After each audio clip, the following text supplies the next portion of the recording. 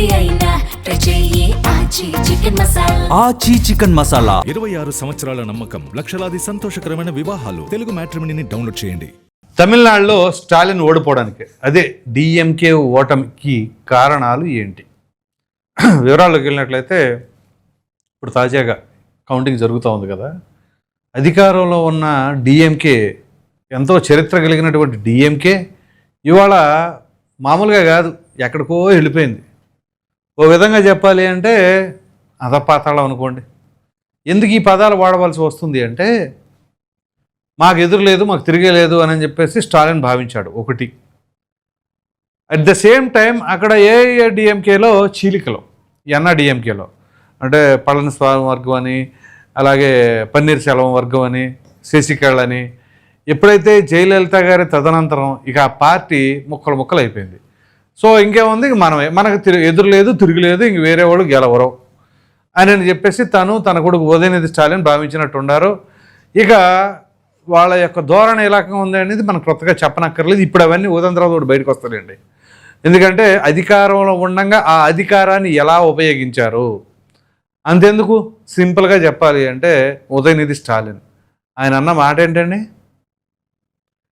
సనాతన ధర్మం ఒక వైరస్ లాంటిదా, ఆ వైరస్ ఎఫెక్ట్ ఎంత కొట్టిందో తెలుసా? ఇప్పుడు వాళ్ళ పార్టీ ఉనికికే ప్రమాదం వచ్చేసింది. ఇదంతా ఒక ఎత్తు.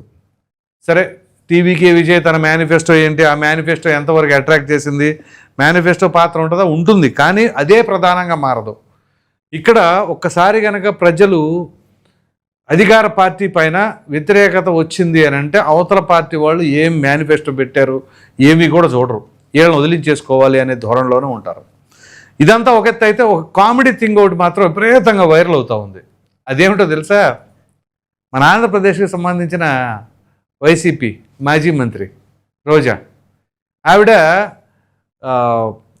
ఇది డిఎంకే పార్టీ కార్యక్రమానికి దానికి వెళ్ళారు. అఫ్కోర్స్ మొన్న ఇక్కడ ఆంధ్రప్రదేశ్లో ఓటమి చెందినప్పటి నుంచి కూడా ఈవిడ కొంచెం తమిళ రాజకీయాల్లో యాక్టివ్గా ఉండాలి, ఎలాగూ ఎన్నికలు వస్తున్నాయని చెప్పేసి చాలా కథనాలు వచ్చినాయి.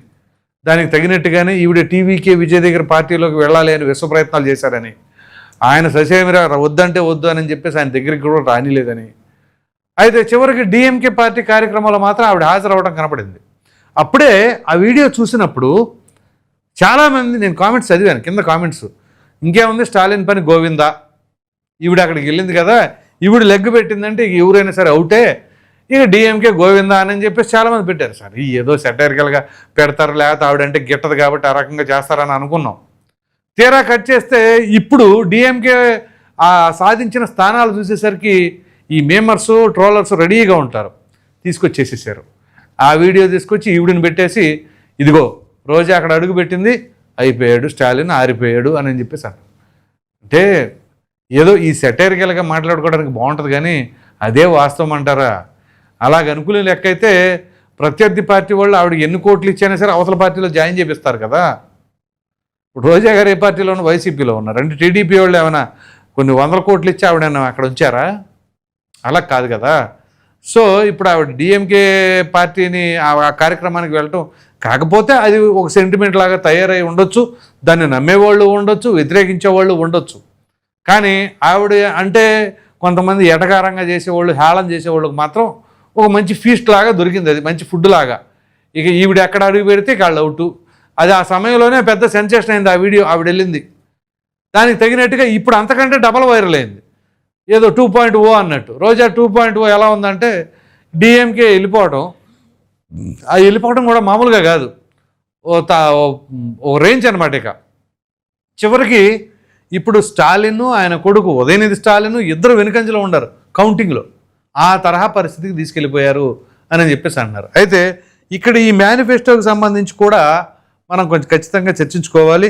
సో ఏదైతే మహిళలకు సంబంధించి నెలకు 2,500 రూపాయలు ప్రతి ఆడపడుచుకి ఇస్తానని చెప్పేసి తను చెప్పడం జరిగింది.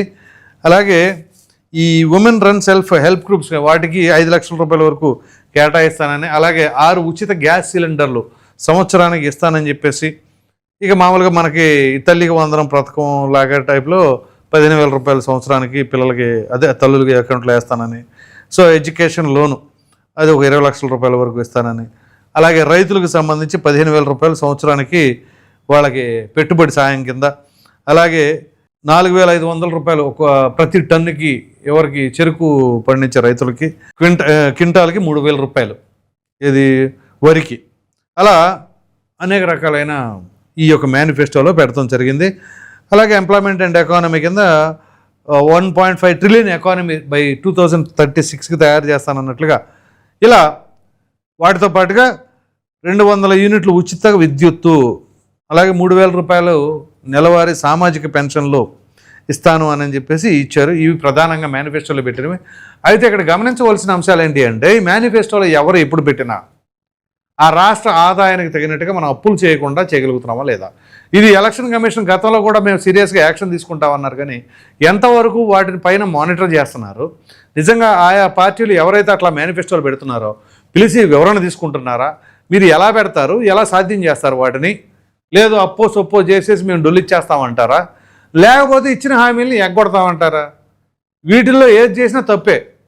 ఒకటి, ఇచ్చిన హామీ నిలబెట్టుకోకపోతే ప్రజలను మోసం చేసినట్టు, హామీని నిలబెట్టుకోవాలి అంటే అప్పులు చేస్తున్నట్టు. అలా అప్పులు చేసి ఎంతకాలం నడిపిస్తారు రాష్ట్రాన్ని? ఆదాయ వ్యయం ఎలా పెంచుతారు? సో ఆ విధంగా జరగాలి. సో ఇప్పుడు మన ప్రతి రాష్ట్రంలో కూడా ఎక్కడికక్కడ మేము ఉచిత బస్సు పెడతాం, 200 యూనిట్లు ఉచిత విద్యుత్ ఇస్తాం అని చెప్పేసి అంటే ఇక డబ్బులు ఎక్కడి నుంచి వస్తాయి?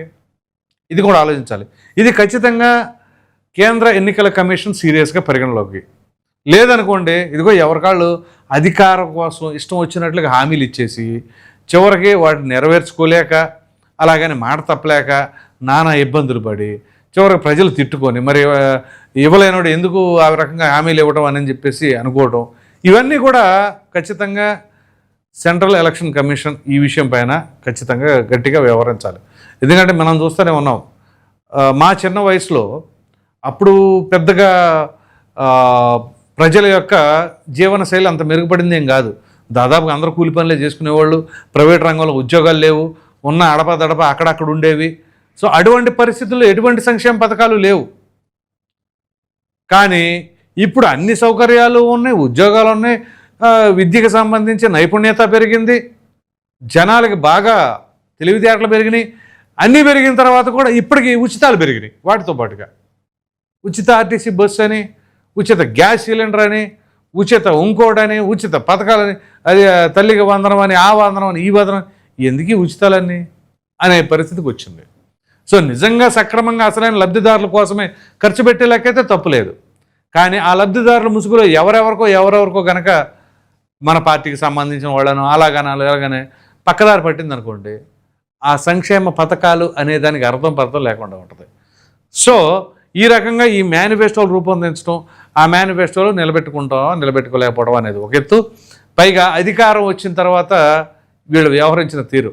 సో డిఎంకే నాయకులు కావచ్చు, ఈ ఉదయనిధి స్టాలిన్ కావచ్చు, ఎంకే స్టాలిన్ కావచ్చు, వీళ్ళ వ్యవహార శైలి అదంతా కూడా ప్రజల్ని ఇబ్బందికి గురి చేసిందా? అందుగురించే తిప్పికొట్టారా?